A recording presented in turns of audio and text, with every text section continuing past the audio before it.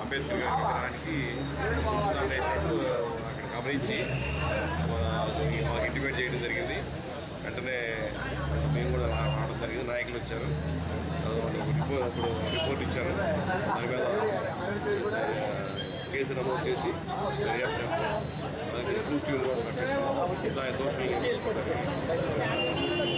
కోనసీమ ప్రాంతంలో సాధారణంగా అంబేద్కర్లు ఎక్కువ మంది, మేమంతా కూడా బాగా చదువుకుని విజ్ఞానంతో కూడినటువంటి మనుషులు. ఎప్పుడు కూడా బాబాసాహెబ్ స్ఫూర్తితో పనిచేసే ఉద్యమాల్లో ప్రజాస్వామ్య వ్యవస్థను గౌరవించే ప్రథమ పౌరులు మేము అందరం.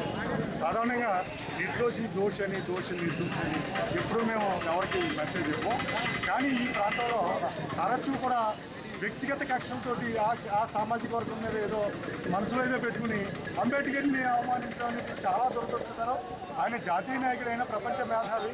అటువంటి మహనీయుడిని ఈరోజు భారతదేశం సిగ్గుతో తల ఉంచుకోవాల్సిన పరిస్థితి. ఆయన చెప్పులు దండ ఎటువంటి ఆయన మేడలో భారతదేశ వాసులందరం కూడా అవమానపడినట్టే లెక్క.